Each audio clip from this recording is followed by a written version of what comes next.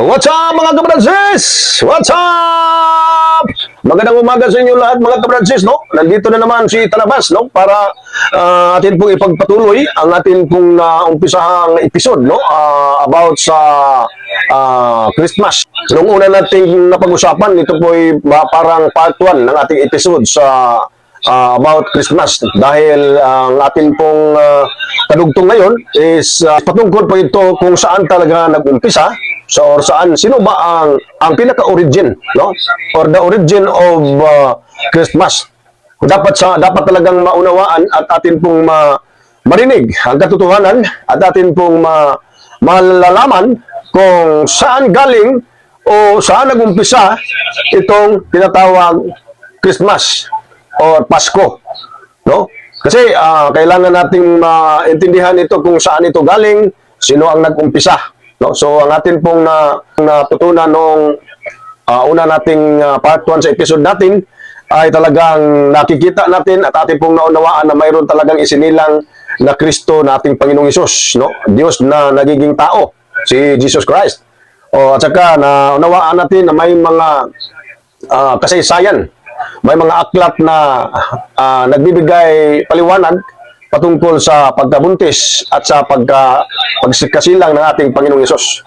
Now, ngayon mga brothers and sisters, nais kong malalaman natin kung sino ba ang origin of Christmas, saan galing to, no? At dapat sana ituon ninyo yung pangunawa ninyo para at buksan ninyong puso't isipan para atin pong maunawaan, no? To God be the glory. Dakila ang Diyos, purihin ang Diyos, purihin si Jesus na tagapagligtas sa atin pong mga kaluluwa, sa ating mga buhay, sa lahat ng aspekto, kalagayan ng ating buhay, mayroon pong tagapagligtas sa ating Panginoong Hesus. So salamat talaga ng Panginoong Hesus. Praise the Lord, no? So magpatuloy po tayo sa ating pong episode. Ito po ay part 2 mga kabransi. Dito na po tayo mga brothers and sisters, the origin of Christmas, no? Napakahalaga itong maunawaan at maintindihan ng tao, no? The origin of Christmas, mga kabransis, especially the early Roman Church under Emperor Constantine in the 4th century, formally established Christmas on December 25th to celebrate Jesus' birth. Ito po talaga ang katotohanan. Napakaluma na itong kasaysayan ito dahil we found it from the encyclopedia, the old encyclopedia talaga. Yun talaga, no?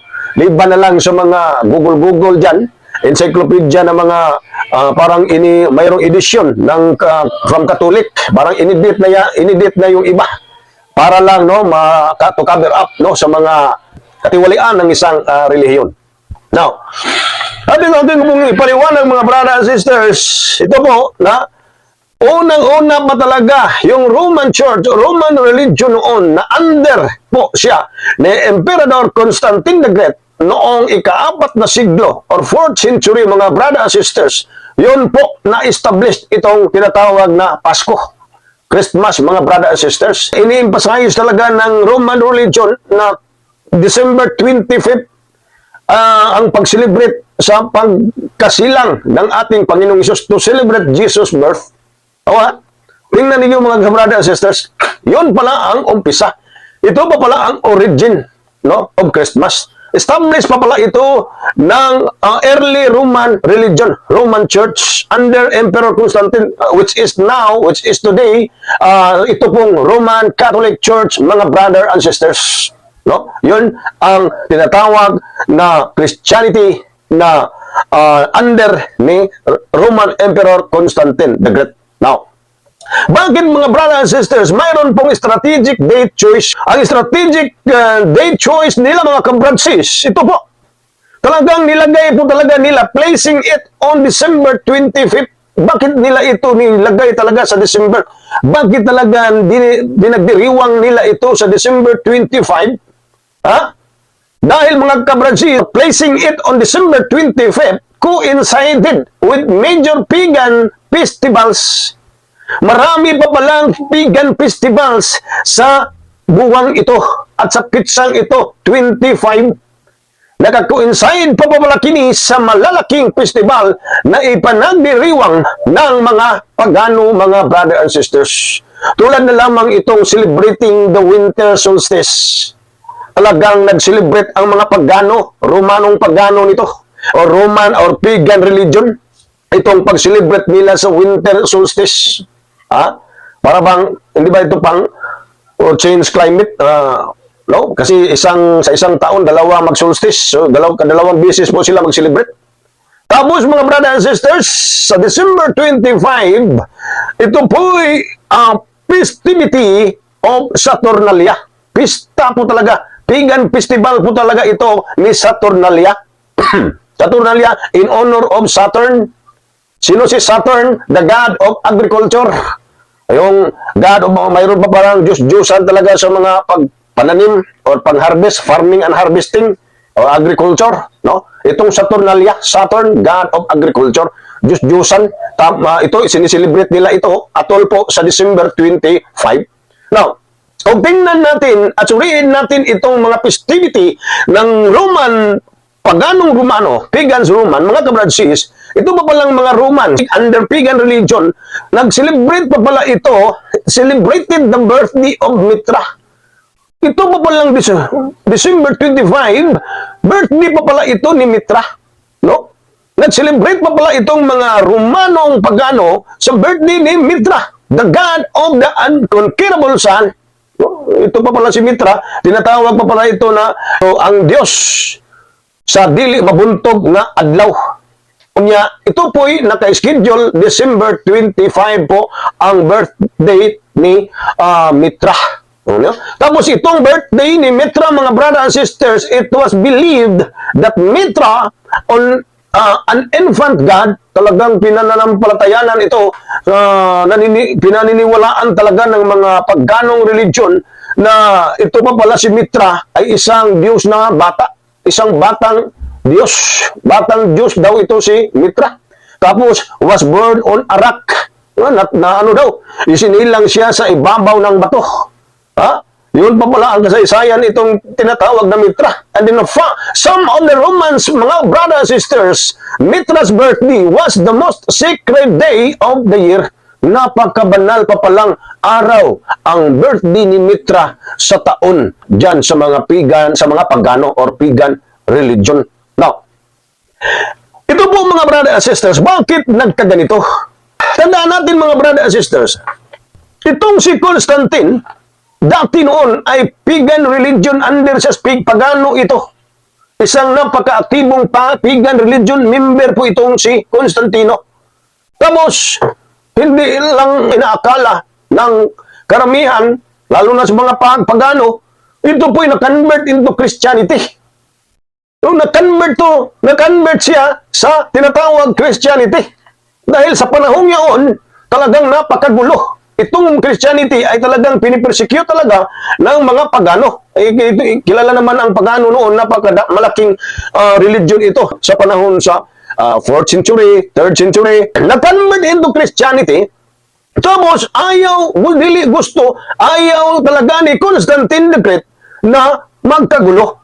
Tapos, maunawaan at maintindihan natin na ito si Constantino ay parang ayaw niya ng gulo. Tapos, mayroon pa pala talagang loyalty doon po sa pagan religion. Dahil parang ayaw niyang iwanan yata itong mga festivals or itong mga tradisyon or mga doktrina ng pagano. Kaya nangyari dito, mayroong mixing of festivities na ang Christianity, mag-celebrate sila sa pagkatao ni Jesus Christ. No?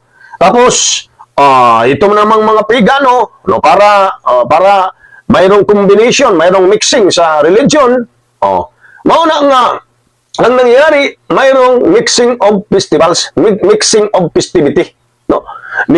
Sa buwan December 25, maraming festivals ang mga pagano at ang napaka-most sacred nga day nga, ang araw yun, yung araw ni birthday talaga yun ni Mitra, yung December 25. Kaya, itong birthday ni Jesus Christ, nais at saka nilagay doon, parang hinalo, gimix talaga doon po sa, talagang gisagol nila sa ang festivity sa pagkatao ni Jesus Christ diha sa December 25. Maunay kasaysayan, niya? Under na sa declaration sa emperor. Bawo naman alam naman natin pag ang emperor talaga mag-decree ay walang sinumang ayaw walang sinumang mag-comment, walang sinumang pumipigil at walang sinumang magsabi ng against the emperor dahil napakatindi ang role sa emperor. Pag ruler ka ng empire, walang sinumang makipag banggaan sa inyong kahit anong hari ka dahil mas mahigit pa siya sa mga presidente, higit pa siya sa mga hari ng mga bansa dahil siya maoy ruler, emperador ng mga ng empire. Ito po'y hugpong ng mga bansang mga matitibay, malalakas at magkapangyarihang bansa. Kaya ito po ang deklarasyon ni Constantine the Great. Kaya nagkaroon ng Christmas. Ang meaning ng Christmas, Jesus' birth daw. Yun. Tapos, placing it on December 25, no? Nga naman, kay ang kanang mga adlaw, panahon na, nahimo man nga dunay daghang festivity ang mga pagano, no? Oh. Di man mga brothers and sisters, itong Christmas, huwag ninyong kalimutan itong aral na to. Christmas is a man-made tradition that emerged later. Ito pong tinatawag nilang Christmas, ito po'y gawa lang ng tao na tradisyon or utos, no? Na ito po'y lumabas, huli na, no? Nitumaw ito sa ulahi. Hindi po ito nagiging Christmas sa panahon sa mga apostol, panahon sa itong Ginoong Jesus Christ, kundi ito po'y nitumaw, parang panghabol lang itong klaseng selebrasyon. No? Kaya itong religion ng Roman Catholic Church under of Roman Emperor Constantine the Great, atong makitaan niya ang ilang mga practices ay talagang pagano talaga na mga practice o teaching. Bakit? Tingnan mo to, yung mga Christmas tree sa pagano yan, Christmas light sa pagano yan. Tapos mga parol, mga bituin, mga anong ginagawang mga bituin, mga sa pagano yan, no? Pagan religion yon ng mga tinatawag rituals o mga celebration. Yung mga lights, mayroong mga kahoy, Christmas tree, tapos may mga buwan. Yun ang sign. At tapos mga rebulto. Yun simitra. May batang rebulto. Diyan mo makikita na talagang pagano, no? Mixing na talaga ang resulta sa tinatawag Christianity niya mixing with the pagan religion. Yun ang resulta. Roman Catholic Church na siya under of Roman Emperor Constantine the Great. Maunay na hitabo. Yun mga brothers and sisters, man-made tradition. Diyan nag-umpisa, diyan talaga nagsugod ang tinatawag Pasko. Tandaan ninyo na. So, dito lang muna tayo mga brothers and sisters. Tapos, maraming salamat sa inyong pagpanood. At huwag ninyo kalimutan mag-subscribe, mag-like, mag-share. Tapos, kung mag-comments kayo, no, para sagutin natin sa comment section ang mga katanungan niyo. No? So, to God be the glory. And then, praise the Lord. Dakila ang Diyos, dakila si Jesus. And God bless sa inyo lahat.